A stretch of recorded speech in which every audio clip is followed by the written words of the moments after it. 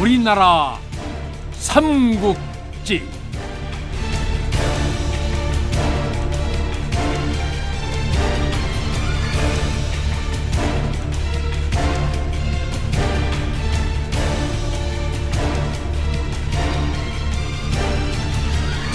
제57부 무령태왕의 치적.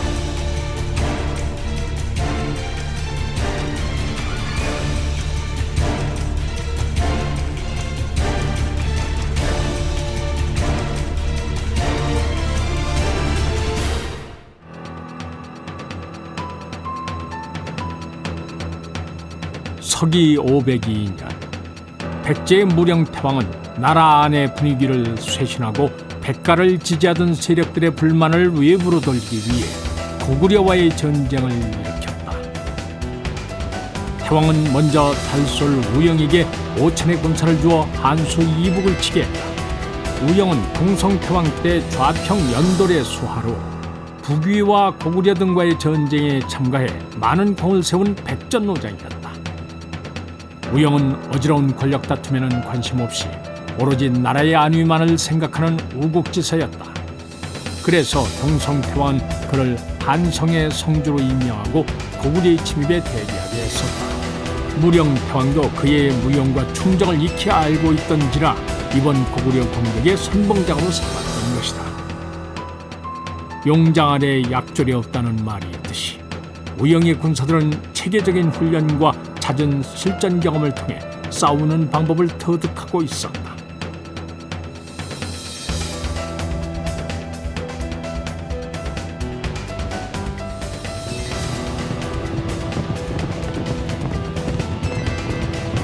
차가운 바람이 불던 겨울여름, 우영이 이끄는 백제군은 기치를 날리며 대수를 건너 청몽령으로 향했다.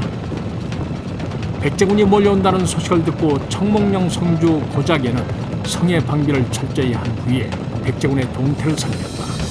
그런데 우영은 청몽령 성을 공격하는 척하다 곧장 태하를 따라 올라가 수곡성을 공격했다. 수곡성주 지웅은 백제군이 청몽령 성으로 향하고 있다는 급보를 받고 성에 군사를 나누어 구원군으로 보낸 후였기에 갑작스런 백제군의 공격을 당해내기 어려웠다. 우영이 성을 포위하고 대대적인 공격을 퍼붓자 수곡성의 고구려 군사들은 얼마 버티지 못하고 무너졌다.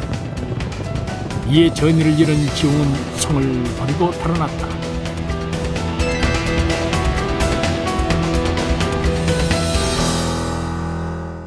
수곡성을 점령한 우영은 군사들을 정비한 후에 장수들과 앞으로의 일을 의논했다. 이번에 상대의 허점을 노린 급습으로 수곡성을 빼앗기는 했지만 고구려군은 여전히 막강하오. 우리가 수곡성을 지키기만 하다가는 고구려군에게 협공을 당하게 될 것이오. 그러니 이제 이걸 어떻게 해야 하겠소? 우영은 장수들의 역량을 시험하고 있었다. 이때 부장인 사오가 말했다. 우리의 옛 영토를 회복하기 위해서는 반드시 청몽령성을 수중에 넣어야 합니다. 비록 기선을 제압하기 위해 북쪽의 수곡성을 먼저 치기는 했지만 청몽령성을 함락시키지 못한다면 모두가 헛된 노력이 될 것이오. 너의 말이 맞다. 이제 청몽령성을 쳐서 폐하 이사의 땅을 확실하게 장악해야 할 것이다. 그런데 그리하려면 더 많은 병력이 필요하다. 지금 즉시 도성에 증원군을 요청하라. 그들이 도착하면 청몽령성에 대한 공격을 개시할 것이다.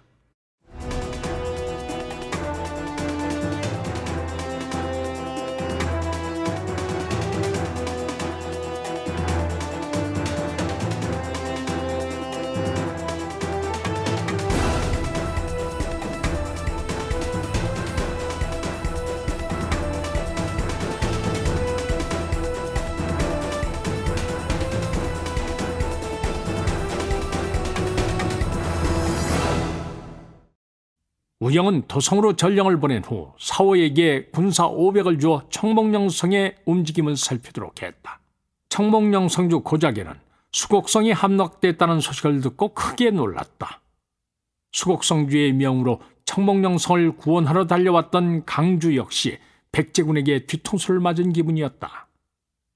고작에는 강주와 머리를 맞대고 수곡성을 탈환할 계획을 세우는 한편 평양성으로 전사고를 띄워 수곡성이 백제군에게 함락됐다는 소식을 전했다.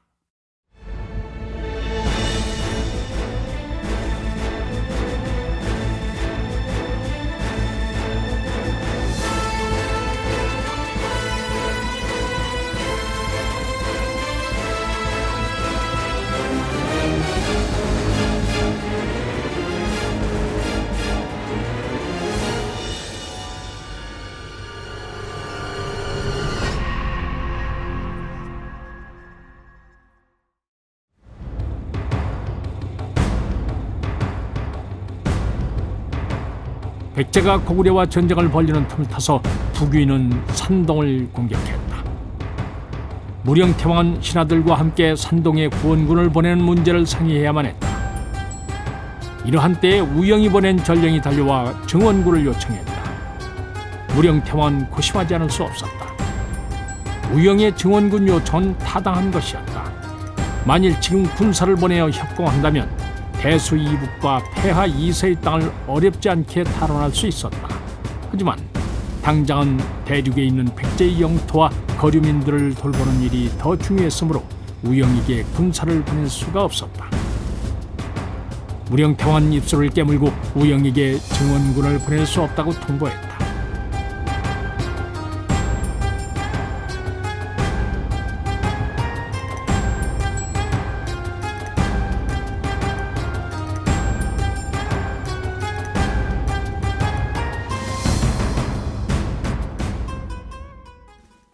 도성으로부터 답신을 받은 우영은 낭패감에 빠졌다.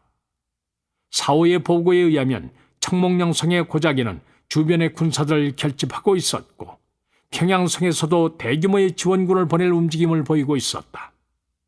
이대로 가만히 있다가는 고구려 군들에게 포위될 가능성이 높았다. 우영은 심사숙고 끝에 철군을 결정하고 사오를 불러 하명했다. 저들이 우리의 대각을 눈치채면 반드시 추격해올 것이다. 그러니 넌 군사 1천을 이끌고 청목령성으로 가서 허장성세를 펼쳐라. 그 사이에 내가 군사들을 후퇴시키겠다. 사오는 군사를 이끌고 청목령성 앞으로 나아가 숲을 끼고 진을 쳤다. 그리고 나서 나뭇가지로 허수아비를 만들어 군복을 입히고 말꼬리에 나뭇가지를 매달아 제자리에서 뛰게 했다. 고자계와 강주는 성 위에서 백제 진영을 살폈다. 먼지가 뭉게구름처럼 일어나는 것으로 봐 그들의 군세가 참으로 대단한 것 같았다. 고자계가 놀라서 강주에게 말했다. 백제군의 형세가 예상보다 대단하구려. 함부로 맞붙었다가는 큰 낭패를 당할 것 같소. 그러니 일단 기다렸다가 주변 지역의 군사들이 합세하면 그때 싸우도록 합시다. 그래서 청목령성의 고구려 군사들은 구원군을 기다리며 성을 굳건히 지키기만 했다. 우영은 이 틈에 군사를 철군시켜 대수를 건넜다. 밤이 되자 사오도 어둠을 틈타 몰래 후퇴했다. 날이 밝자 고작에는 자신이 속았다는 사실을 깨달았다. 백제군이 진을 쳤던 자리에는 군복을 입은 허수아비와 꺾여진 나뭇가지들만이 너저분하게 널려 있을 뿐이었다. 우영은 고구려군이 보복하기 위해 쳐들어올 것이라 예상하고 고목성 북쪽에 마수책을 세워 대비했다.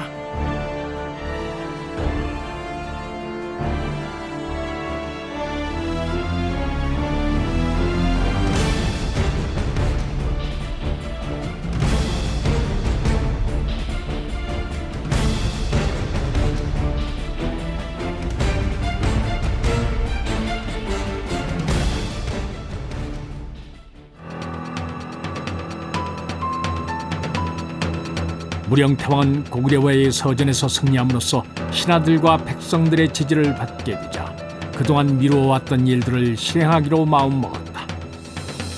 무령태왕은 우선 옹진성 앞으로 흐르는 금강 주변의 제방을 높이 쌓아 강의 범람을 막음으로써 백성들이 수해 걱정 없이 농사를 지을 수 있게 했다.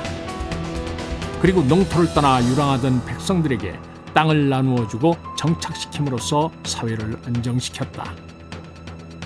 그 다음으로 고질병이 돼버린 귀족들의 반란을 방지하기 위해 전국에 22개의 담로를 두고 왕족을 파견하여 다스림으로써 귀족들의 세력 기반을 크게 약화시켰다. 무령태왕의 이와 같은 노력으로 백제는 중앙 집권적인 관료 체제를 강화할 수 있었다. 이로써 나라가 안정이 되자 무령태왕은 외지로 눈을 돌렸다.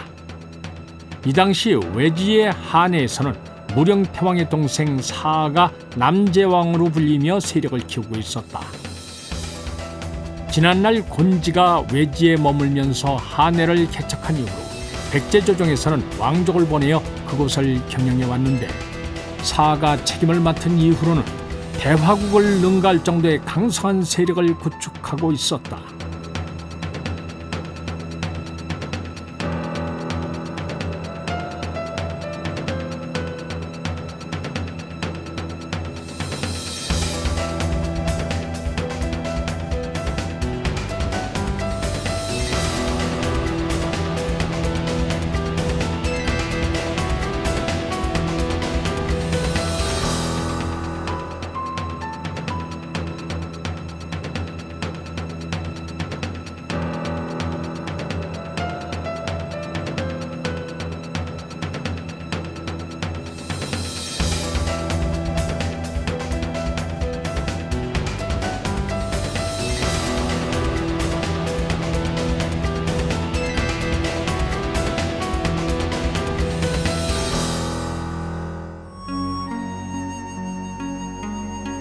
서력 503년 무령태왕 3년 8월 태왕은 임무를 교대할 관원과 함께 개중비직의 관직에 있던 옛땅 사람 금주리 등 백제에서 손꼽히는 장인들을 사아가 머물고 있는 한해의 인판궁으로 보냈다. 인판궁에 도착한 금주리 등은 남제왕 사아의 무병장수를 기원하는 뜻으로 질 좋은 백동 200칸을 취해 동경을 제작했다.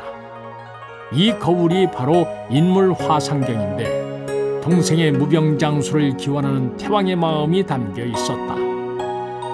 이에 감격한 남제왕은 백제 사신을 통해 무령태왕에게 감사의 뜻을 전했다.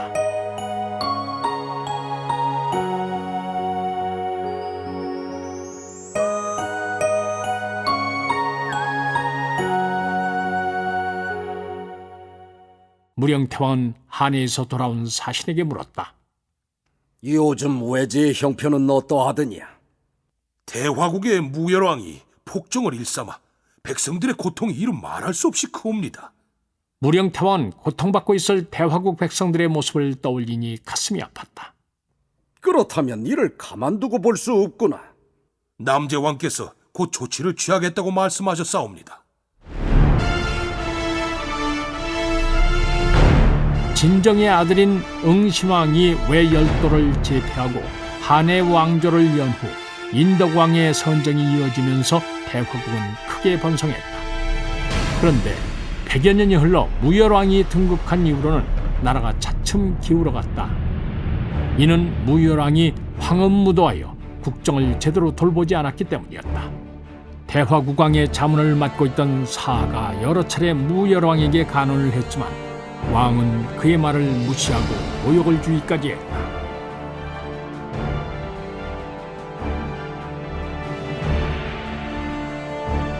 대화국 백성들의 원성이 하늘을 찌를 듯하자 남제왕 사아는 보다 못해 폭군 무열왕을 몰아내기로 결심한다. 그것만이 고통에 시달리는 백성들을 구할 수 있는 길이었다. 사아는 백제의 사신을 보내 군대를 요청했다. 이에 무령태왕은 장군 만아를 외지로 파견했다. 남제왕은 만아의 군대와 합세하여 무열왕을 몰아내고 스스로 왕위에 올라 나라의 기틀을 바로잡았다. 이가 바로 계채왕이었다.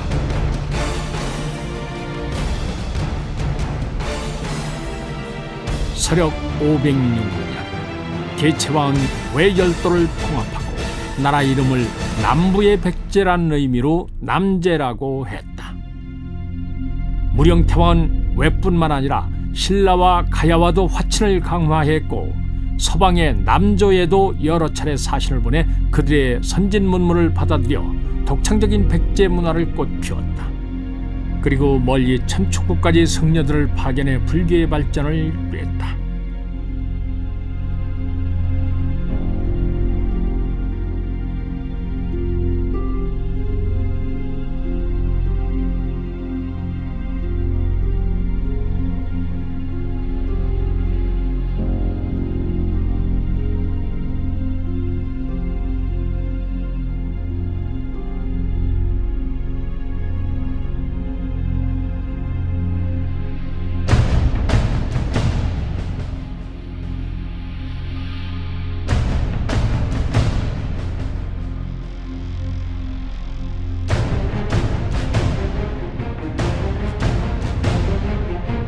서력 503년 무령태왕 3년 가을 9월 고구려 장수 고자기가 말갈군 1만을 이끌고 백제 땅으로 쳐들어갔다.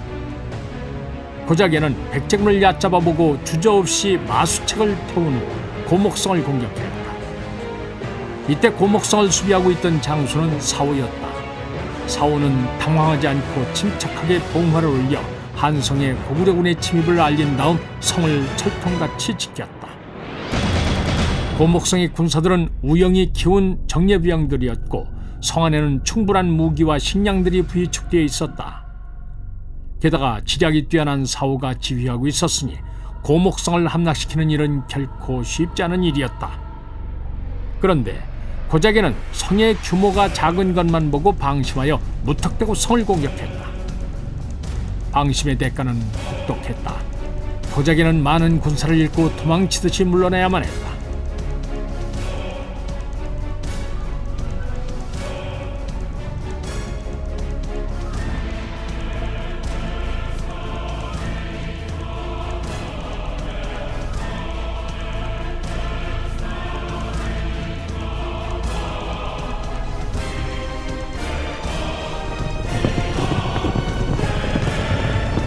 고구려군의 침입 소식을 들은 한성의 우영은 먼저 도성에 있는 무령태왕에게 보고를 올린 후에 5천의 군사를 이끌고 한수를 건너 고목성으로 향했다.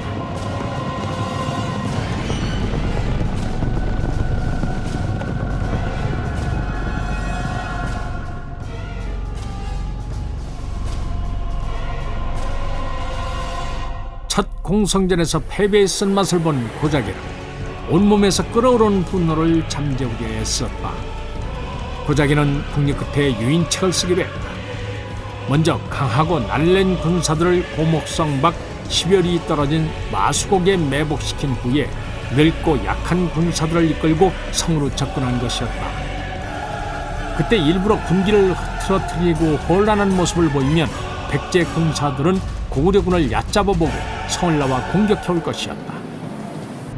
그때 달아난 척하고 마수곡으로 적을 유인해 미리 숨겨둔 복병으로 섬멸한다는 계책이었다.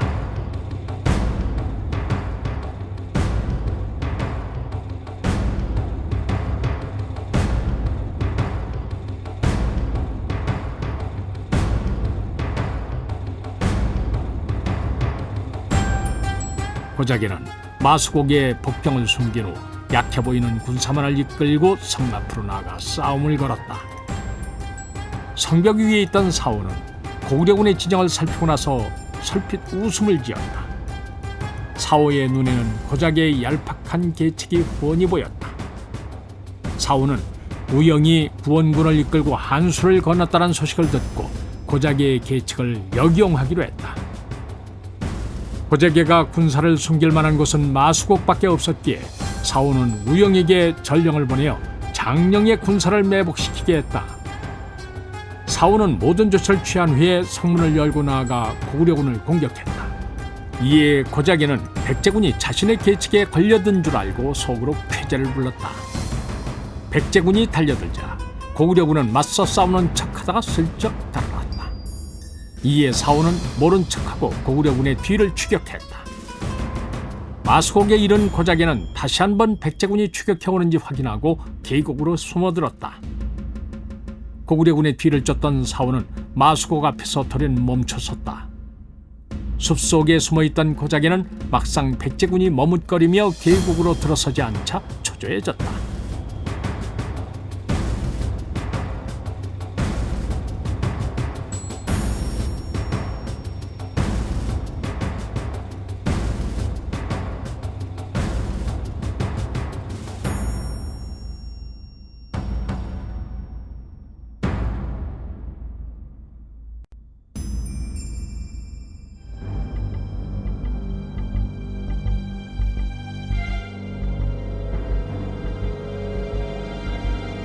한참을 망설이던 백제군 가운데 일단의 무리가 앞으로 나섰다.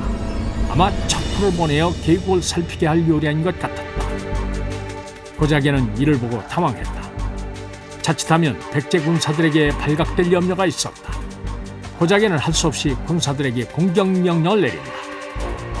이번엔 백제군을 성 밖으로 끌어낸 것에 만족해야 했다. 마곡성에 숨어있던 고구려 군사들이 일제히 계곡 밖으로 뛰쳐나와 백제군을 공격했다. 사원은 미리 짐작했던 일이었기에 조금도 당황하지 않았다. 백제군은 고구려군을 맞아 적당히 싸우다가 밀리는 척하면서 달아나기 시작했다. 고작에는 자신의 계책이 성공을 거두지는 못했지만 기선을 빼앗는 데는 효과가 있었다고 생각했다. 그는 다시금 기고만장해서 백제군의 뒤를 쫓았다. 사원은 고목성을 그대로 지나쳐 남쪽으로 달아난다. 이를 본 고작에는 백제군이 전의를 상실했다고 여기고 끝까지 추격했다. 사원은 장령 초입에 이르자 돌연 달아나던 걸음을 멈추고 고구려군에 맞서 싸웠다. 고작에는 백제군이 최후의 발악을 한다고 여겨 틈을 주지 않고 밀어붙였다. 사원은 맞서 싸우면서 고구려 군사들을 조금씩 장령으로 유인해간다. 한참 적병을 쫓는데 정신이 팔려있던 고구려군은 어느새 장령 깊숙이 들어가 있었다.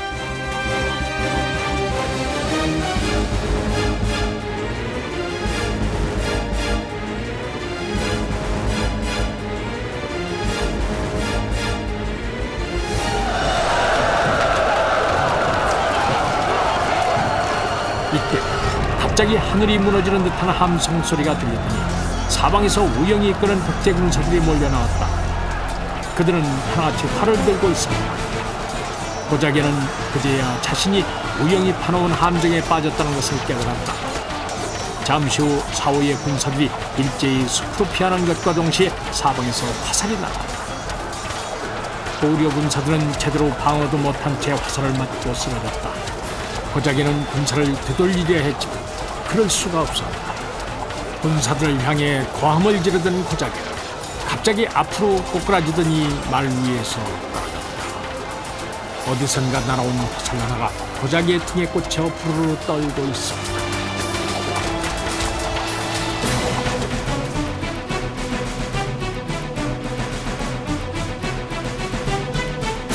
결국 고작에는 무능했기에 자신의 목숨을 잃었을 뿐 아니라 부하들까지 사지에 몰아넣었다. 이 전투는 무능한 장수 하나가 얼마나 많은 생명을 앗아갈 수 있는지를 잘 보여주었다. 장령에서 목숨을 건져 달아난 고구려 군사는 채 3,000명도 되지 못했다. 뒤늦게 고목성으로 입성한 무영은 사오의 공을 크게 취하고 조정의 장계를 올려 고구려의 침입에 대비해 고목성 부근의 방비를 강화해야 한다고 주청했다. 무령태왕은 이를 받아들여 고목성 남쪽에 2개의 목책을 세우고 장령의 성을 쌓아 북변의 수비를 강화시켰다.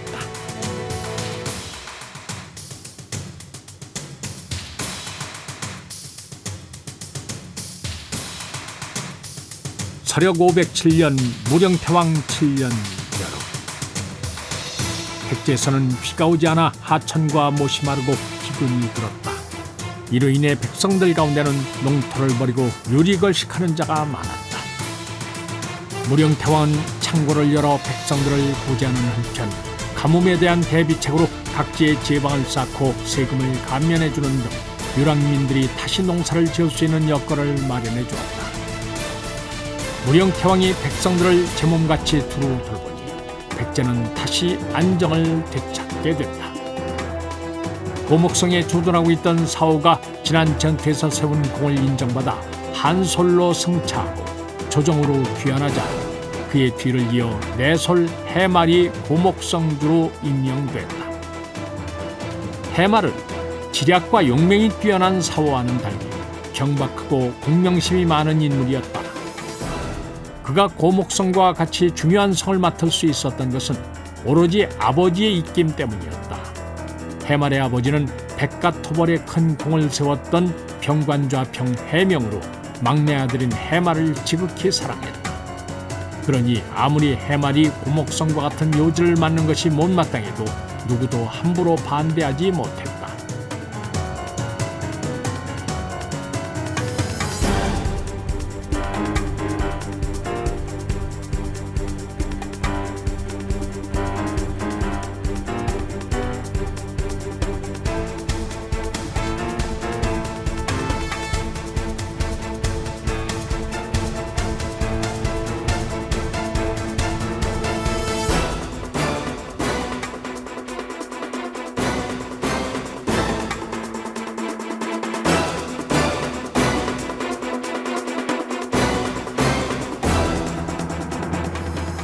해말은 고목성에 당도하자 성의 군사들을 모두 모아놓고 기염을 토했다.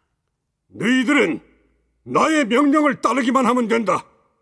아무리 많은 고구려 군사들이 쳐들어온다고 할지라도 나에게는 당할 수 없을 것이다.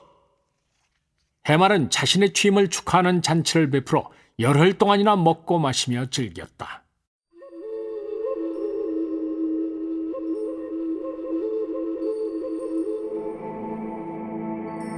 고목성주의 임무는 수시로 국경을 순시하고 갑작스런 적의 침입에 대비해서 항상 군사를 조련하고 경계시키는 것이었다. 그런데 해말은 기나긴 잔치가 끝난 뒤에도 성주로서의 임무를 제대로 수행하지 않았다.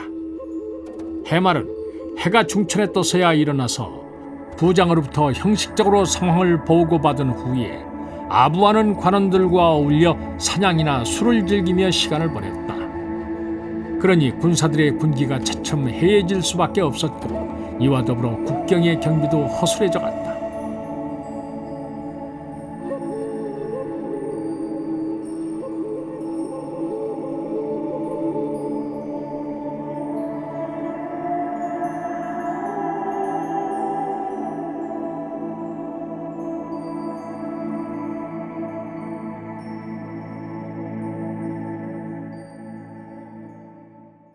첩자들을 통해서 이런 상황을 보고받은 고구려의 문자명 태왕은 신하들과 더불어 백제 7기를 의논했다.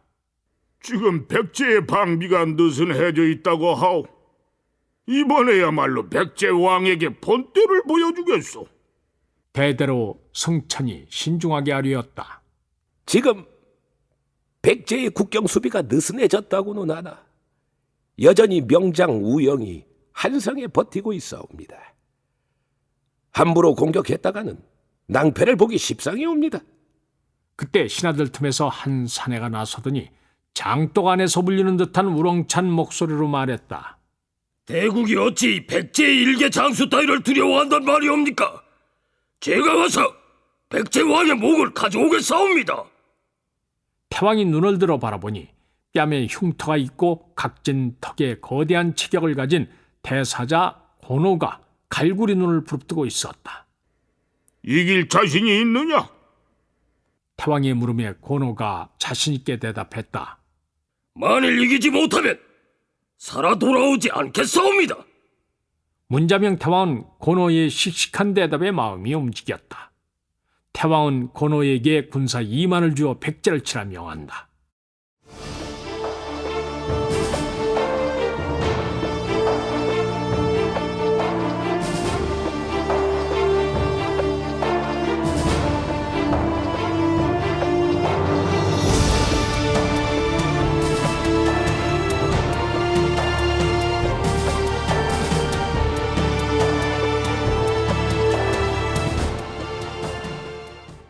쉬지 않고 말을 달려 고목성에 도착한 고노는 분노를 가득 담은 눈으로 성벽을 올려다보았다. 이곳에서 내 동생 자개가 목숨을 잃었는가? 그의 비장한 목소리가 주위 사람들의 폐부를 찔렀다. 지난날 고자개의 아장으로 간신히 목숨을 구해서 도망쳐왔던 풍주가 얼굴에 부끄러운 빛을 띠며 대답했다. 여기서 얼마 떨어지지 않은 장령이란 곳입니다. 고노는 갑자기 화가 치밀어 오르는지 풍주를 노려보며 고함을 질렀다. 그런데 내놈은 장군이 쓰러졌는데도 구할 생각을 않고 홀로 목숨을 건져 도망쳐 왔다는 말이냐? 고노의 오른손엔 어느새 시퍼렇게 날이 선 칼 한 자루가 들려 있었다.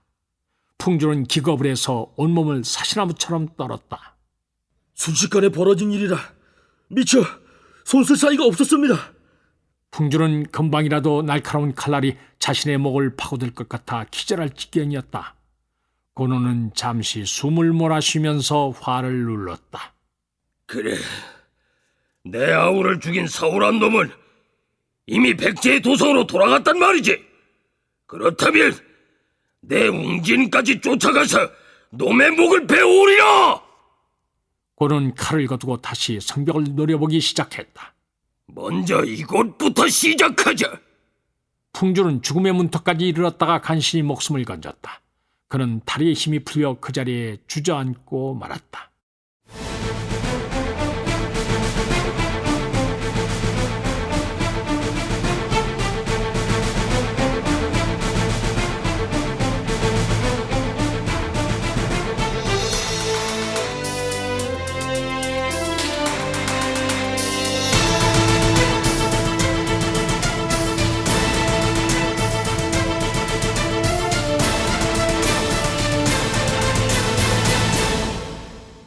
갑작스런 고구려군의 침입에 고목성은 발칵 뒤집혔다. 봉화를 통해 고구려군이 국경을 넘었다는 사실을 알게 된 아장 무석은 성주의 침실로 달려갔다. 해말은 어제도 과음을 했는지 이미 해가 중천에 올랐음에도 여전히 단잠에 빠져 있었다. 아장 무석은 해말의 침소로 뛰어들며 다급하게 아뢰었다. 장군, 지금 고구려군이 국경을 넘어 이곳으로 달려오고 있다고 합니다. 지체할 시간이 없으니 빨리 군장을 갖추십시오. 아직 술이 덜 깼는지 해말은 무석의 말이 마치 꿈속에서 들리는 듯했다. 해말이 계속해서 정신을 못 차리고 비몽사몽간을 헤매자 무석은 군사에게 명해 찬물 한 덩이를 퍼오게 해서 해말에게 들이부었다. 자칫하면 목숨을 내놓아야 할 행동이었지만 너무 위급한 상황이었기에 앞뒤 가릴 계제가 아니었다. 찬물을 뒤집어 쓴 해말은 화들짝 놀라면서 잠에서 깨어나 크게 호통을 쳤다. 아니, 이 자식이 미쳤나? 감히 내게 물을 뿌리더니! 무석은 해말의 말을 무시하고 다시 한번 외쳤다. 지금 고구려군이 코앞에 닥쳐 있습니다. 빨리 대책을 세워야 합니다. 그제야 사태를 파악한 해말은 벌떡 일어섰다. 해말이 황급히 군장을 갖추고 집무실로 나가니 이미 모든 장수들이 모여 있었다. 해말은 장수들의 심각한 얼굴을 보고 더럭 겁이 났지만 겉으로는 애써 오만한 표정을 지어 보였다. 뭘 그리 걱정한단 말이냐? 고구려 놈들이 쳐들어오면은 나아가 물리치면 되지 않는가? 내 이곳을 그들의 몇 자리로 만들어주겠다. 장수들은 어이가 없다는 표정으로 해말을 바라보았다. 무석이 침착하게 말했다. 지금 고구려군은 빛이 대군으로 쳐들어오고 있을 것입니다. 나가서 싸우게 되면 우리가 갖고 있는 군사만으로는 한나절도 버티기 힘듭니다. 해말은 무석을 비웃으며 말했다. 너는 어찌 지레 겁을 먹고 그러느냐? 싸워보기도 전에 적을 그리 두려워해서야 어찌 이기기를 바라겠는가? 해말은 무석의 의견을 무시하고 나가서 싸우기로 결정했다. 무석 옆에 섰던 아장 평촌이 반대하고 나섰다. 적이 아군보다 많으니 함부로 나아가 싸워서는 안 됩니다. 이는 달걀로 바위치기와 다를 바가 없습니다. 일단은 성을 지키고 한성에서 구원군이 오기를 기다려야 합니다. 다른 장수들도 모두 평촌과 같은 생각이었다. 하지만 해말은 이를 물리치며 말했다. 그렇게 가만히 앉아서 지키기만 한다면은 언제 공을 세우겠는가? 해말은 장수들의 만류를 뿌리치고 성문을 나섰다. 이를 지켜보던 무석이 탄식을 하며 평총에게 말했다. 아무래도 고목성은 오늘을 못 넘길 것 같네. 그러니 일단 한성으로 물러가 뒷일에 대비하세나. 이렇게 해서 무석과 평촌은 고목성을 빠져나가 한성으로 내달렸다. 그들의 모습은 마치 배가 침몰하기 전에 미리 알고 도망치는 쥐들과 같았다.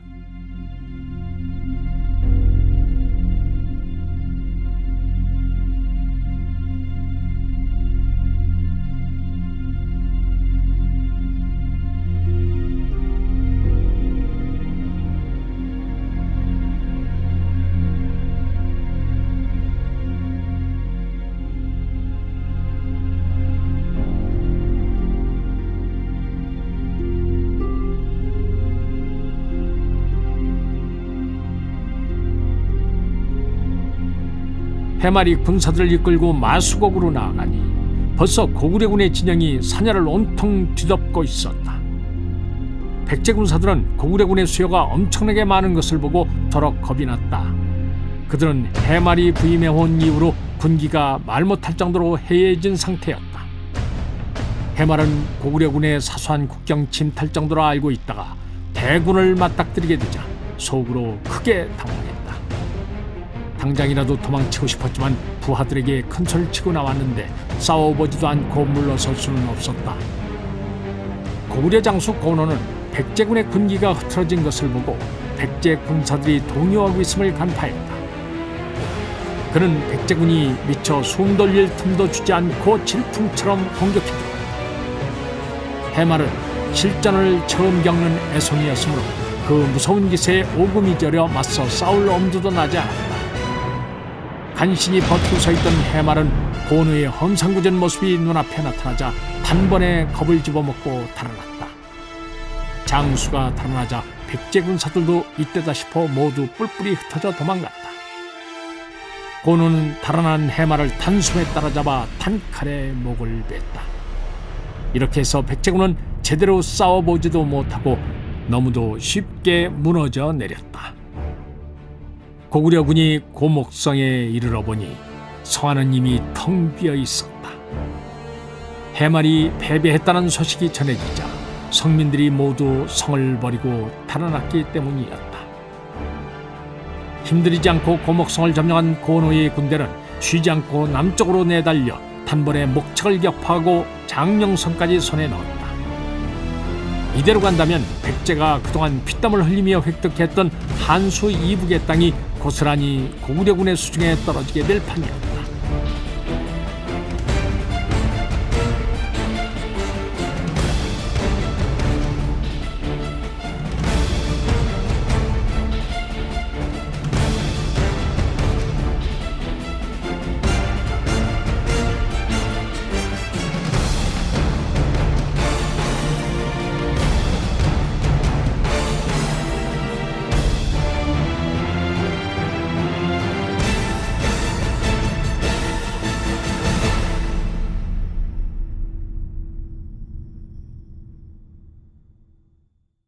한성에 있던 우영은 무석에게서 보고를 받고 사태의 심각성을 깨달았다.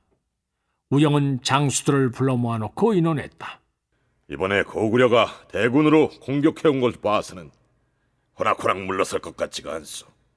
분명 한수를 건너 이곳까지 쳐들어올 것이오. 이때 아장 무석이 상기된 얼굴로 아뢰었다. 제가 듣기로 이번에 고구려군을 이끌고 쳐들어온 고노는 지난날 장령에서 죽은 고작의 형이라 하더이다. 아마도 그는 우리에게 원한을 품고 있을 것입니다. 우영은 잠시 생각하더니 말했다. 마음속에 분노를 간직하고 있는 자는 쉽게 이성을 잃는 법이오. 그러니 적장 고노를 충동질하여 함정에 빠뜨립시다. 우영은 부장 연황에게 군사 3천을 주어 쌍연에서 고구려군을 막다가 적당히 기회를 모아 패한 척 그들을 유인하게 했다. 그리고 무석과 평촌에게 각기 2천의 군사를 주어 배를 준비해 한수 나루터를 지키고 있다가 도망쳐오는 연왕의 군사와 합류하도록 했다. 그런 연후에 자신은 5천의 군사를 거느리고 고봉산으로 가서 숲속에 매복했다. 명을 받은 연왕은 한수를 건너 쌍현으로 향했다. 그가 도착할 무렵 고구려 장군 고노도 군사를 이끌고 남하에서 쌍현에 이르렀다. 고노는 수요가 적은 백제군을 얕잡아보고 곧바로 좌우 양군을 움직여 공격해 들어갔다.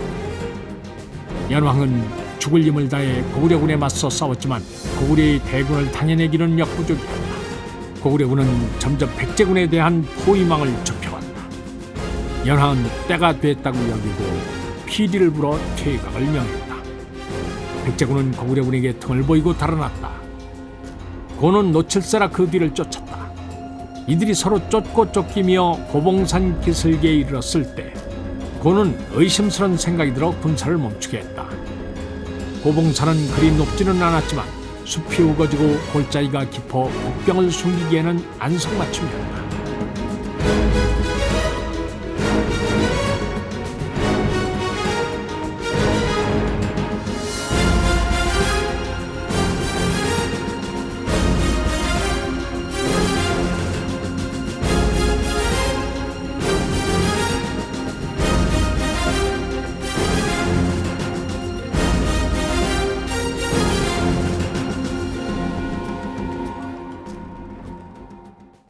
고구려군이 더 이상 쫓지 않자 연왕도 하는 수 없이 멈췄다. 고개 중턱에 올라선 연왕은 고노를 향해 크게 소리쳤다. 이제 보니 너도 네 동생 녀석처럼 겁쟁이로구나. 그놈이 죽을 때 비겁하게 살려달라고 애걸하던 모습이 눈에 선하구나. 고노는 동생을 모욕하는 말에 화가 울컥 치밀어 올랐다. 뼈와 살을 씹어먹으듯 시원치 않을 놈들 같으니라고 이제는 모욕까지 서슴지 않는구나. 내 너희들의 목을 베어 동생의 영전에 바치리라. 연왕이 비웃으며 말했다. 숲속에 수많은 군사들이 매복하고 있으니 용기 있으면 어디 올라와 봐라. 고는 분을 이기지 못해 군사를 이끌고 연왕을 향해서 달려갔다. 그러나 전쟁을 치른 경험이 많은 고노였으므로 분노한 가운데도 복병에 대한 경계를 늦추지 않았다. 연왕은 계획대로 고노가 쫓아올라오자 뒤도 돌아보지 않고 고갯길을 넘어 달아났다. 고노는 주변을 살피며 조심스럽게 그 뒤를 따랐다. 그런데 고노의 염려와는 달리 고개를 넘어설 때까지 백제군의 모습은 보이지 않았다. 고는 그제서야 연왕이 화장성사를 펼쳤다고 결론짓고 군사들을 독려해서 백제군의 뒤를 맹렬하게 추격했다. 연왕이 산을 넘어 한수 하류 나루터에 이르자 무석과 평청의 배가 대기하고 있었다. 연왕은 무석과 평청에게 일이 예정대로 됐다는 신호를 보냈다. 그러자 무석은 군사들에게 명해 강을 건널 준비를 시켰고 연왕의 군사가 도착하자마자 배에 태워 강을 건넜다.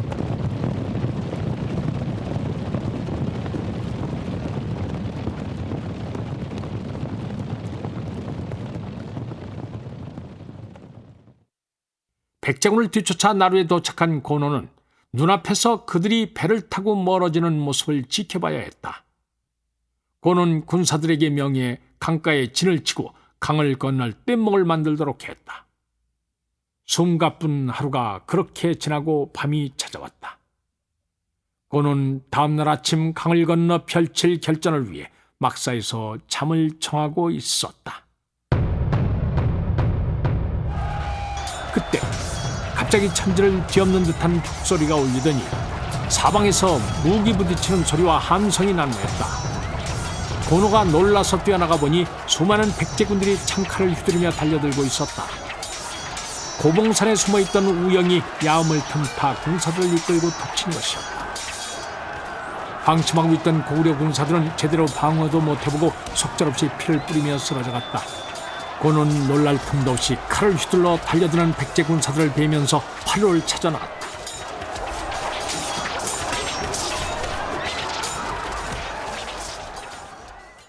어렴풋이 동이 터올 때쯤이 돼서야 고노는 간신히 백제군의 포위를 뚫고 빠져나가 고봉산을 넘어 쌍현에 도착할 수 있었다. 고노가 간신히 정신을 차리고 주변을 살피니 뒤를 따른 군사가 채 3천이 되지 않았다. 고는 하는 수 없이 군사를 거두어 쓸쓸히 평양으로 들어갔다. 고노의 군사가 힘 한 번 못 쓰고 패하여 달아난 것은 모두 우영의 계책 덕분이었다. 우영은 고봉산에 매복한 채 연황으로 하여금 고노를 유인하게 했다. 그런데 막상 고노의 군대가 고봉산 고개를 지날 때는 공격을 하지 않았다. 그 정도는 고노도 대비하리라 예상했기 때문이었다. 우영은 고구려군이 고개를 넘어 나루에 도착했을 때 백제군이 강을 건너 달아나는 모습을 보여줌으로써 고노를 완전히 안심시켰다. 그런 연후에 밤을 기다려 무방비에 고구려군을 덮쳤던 것이다. 그러니 아무리 전투 경험이 풍부한 고노라 할지라도 허망하게 당할 수밖에 없었다. 이렇게 해서 백제는 다시 대수 이남의 땅을 회복할 수 있었다.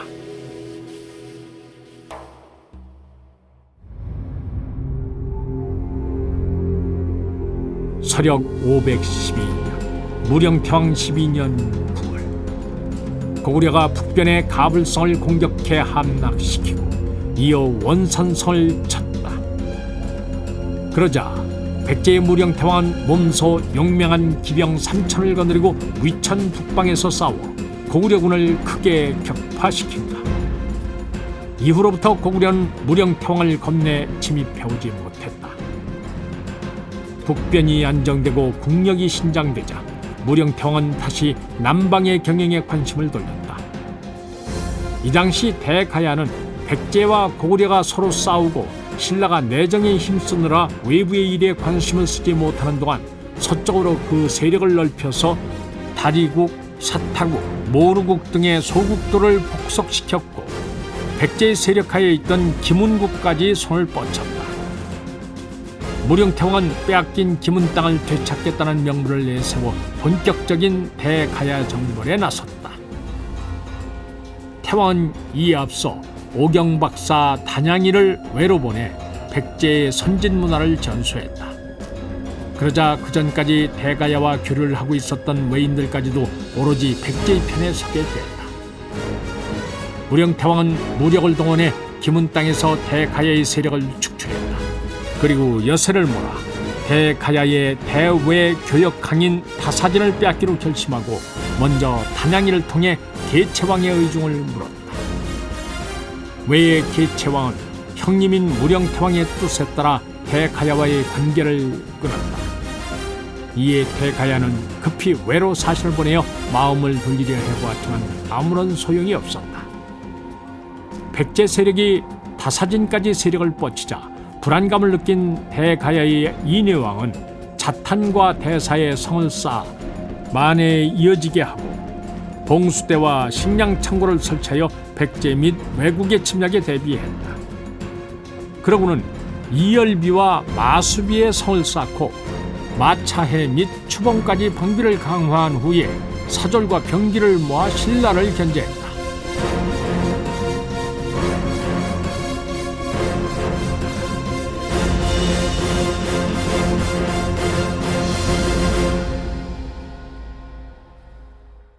이듬해 외의 사신으로 가 있던 백제 장군 문귀는 외의 교역선을 이끌고 다사진으로 향하고 있었다. 이 무렵 이뇌왕은 백제와 외의 교류를 막기 위해 장군 설섭에게 수군 5천을 주어 대사강으로 통하는 길목인 사도도에 주둔시켰다. 그리고 이곳을 지난 배 중 백제와 외를 오가는 교역선을 엄중히 가려내서 납포하게 했다. 그런 까닭에 설섭은 사도도에 주둔하며 매일 지나다니는 배를 감시했다. 문귀가 탄 외의 교역선에는 계체왕이 무령태왕에게 보내는 사신 물품연도 함께 타고 있었다. 외의 교역선이 사도도에 이르렀을 때 대가야의 배가 빠른 속도로 다가왔다. 갑자기 나타난 대가야의 배를 본 문귀는 마음이 불안했다. 그래서 물품연에게 뱃머리를 돌리자고 말했다. 이에 물품연도 조심스럽게 동의했다. 가야는 우리가 대국 백제와 교역하는 것을 못마땅하게 여기고 있습니다. 그러니 만일 저들이 우리 배에 대국의 사신이 타고 있다는 것을 안다면 가만히 있지 않을 겁니다. 일단 배를 신라 방향으로 돌리겠습니다. 다사진으로 가는 배가 아니면 저들도 그리 신경 쓰지 않을 것입니다. 이렇게 해서 외의 교역선은 뱃머리를 돌려 신라로 향했다. 설섭은 외의 교역선이 신라로 향하는 것을 보고 배를 돌려 사도도로 돌아갔다. 물품연은 백제장군 문기를 신라의 삼낭진에 내려놓으며 말했다. 저는 이 길로 다사진으로 가겠습니다. 장군께서는 육로로 이동하십시오. 보름 뒤 다사진에서 만나기로 합시다. 외와 백제는 이번 일을 시작으로 다사진을 통해 본격적으로 교역을 할 생각이었다. 이에 문기는 걱정스럽게 물었다. 배가야의 경비가 이처럼 삼엄한데 무사히 대사진에 도착할 수 있겠습니까? 너무 걱정 마십시오. 대가야와 암암리에 거래하는 민간 교역선인 척하면 무사히 통과할 수 있을 것입니다.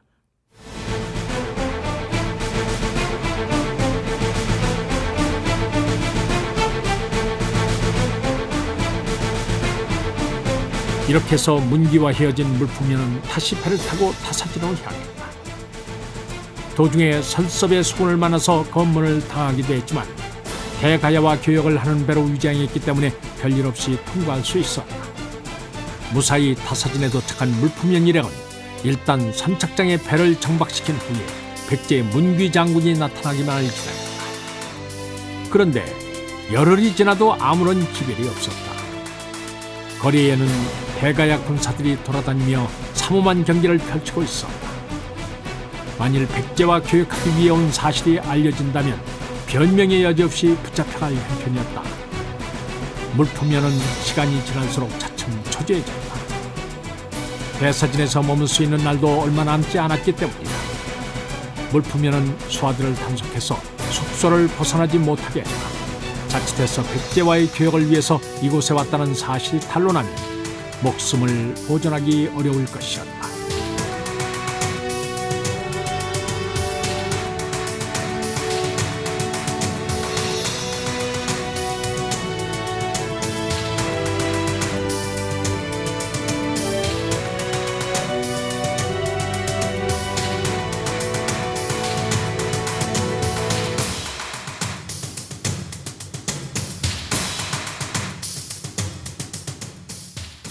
교역선을 타고 온 상인들은 지루해서 어찌할 바를 몰랐다.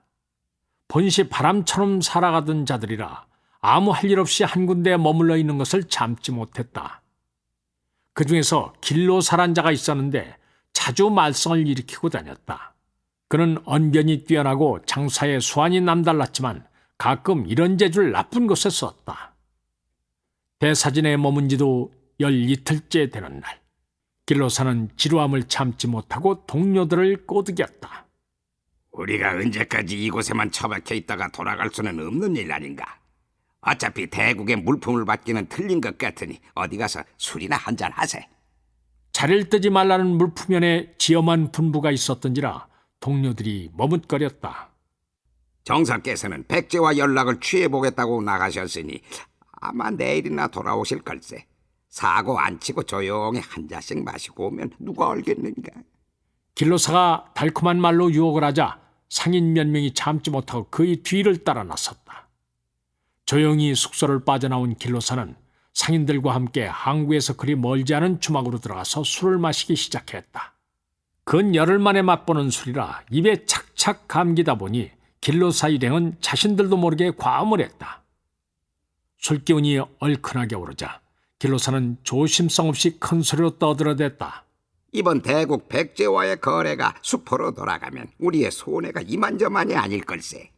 관리들 말만 믿고 크게 한몫 잡으려다가 이게 무슨 꼴인가? 다른 상인이 그의 말을 받았다. 그러게 말이네.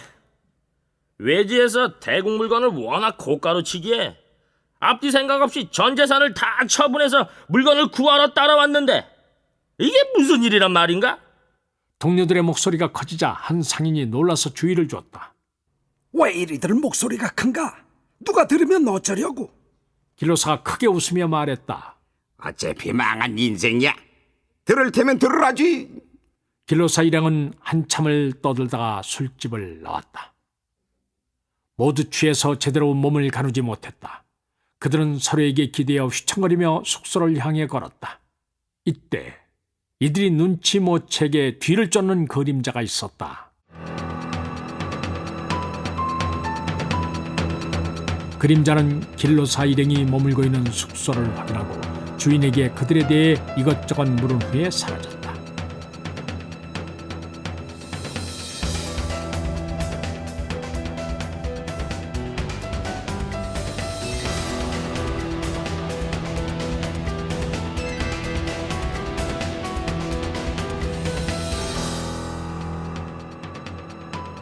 다음 날 밖에서 들리는 소란스러운 소리에 깨어난 길로사가 창밖을 내다보니 대가야 군사들이 어느새 숙소 주위에 새까맣게 깔려 있었다.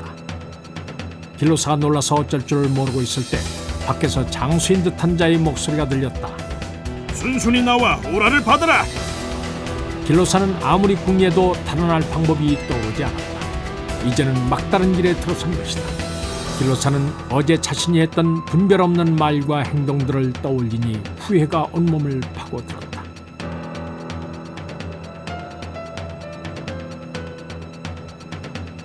한편 물품면은 혹시나 해서 백제와 인접한 섬진강 쪽으로 나가 연락할 방법을 모색했지만 경계가 삼엄하여 돌파구를 찾지 못하고 돌아올 수밖에 없었다. 그런데 숙소 앞에 이르니 대가야의 군사들이 사방을 경계하고 있고 멀리 길로사를 비롯한 상인들이 끌려가는 모습이 보였다. 물품면은 크게 놀라 수하들을 이끌고 즉시 배로 돌아갔다. 상인들이 문초를 받고 입을 연다면 자신의 신분이 들통날 것이고 그리 되면 배에 있는 선원들까지도 무사하지 못할 것이었다. 물품면은 숨이 턱에 찰 정도로 달려서 배에 당도했다. 그리고 선장에게 명령해서 배를 띄우도록 했다. 이렇게 해서 10척의 교역선은 메인줄을 풀고 바다로 나섰다. 마침 남동풍이 불어왔기에 배는 바람을 타고 쏜살같이 달리기 시작했다.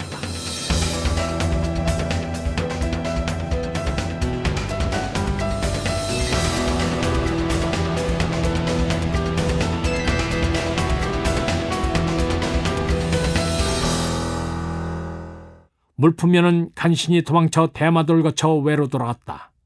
그는 계체왕에게 대가야의 방해로 백제와의 교역이 실패했음을 알렸다. 이에 계체왕은 크게 분해하며 대가야를 적대시하게 됐다. 백제가 노골적으로 타사진의 눈독을 들이고 있다는 것을 알고 대가야의 인회왕은 불안하지 않을 수 없었다. 이러다가는 백제와 왜가 공모하여 쳐들어올지도 모르는 일이었다. 인회왕은 고심 끝에 신라에게 도움을 청하기로 했다. 두 나라를 한꺼번에 상대하기 위해서는 신라의 힘이 필요했던 것이다. 그래서 인회왕은 법풍왕에게 사신을 보낸다.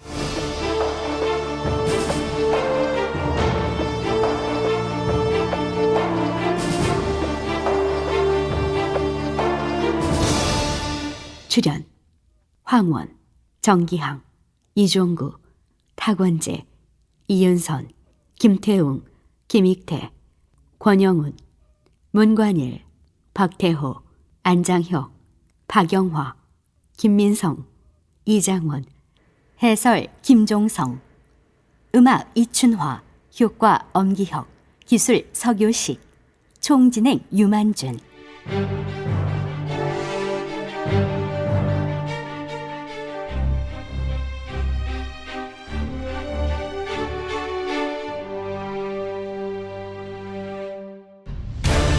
임동주 원작, 김기덕 연출, 제57부 무령태왕의 치적 편이었습니다.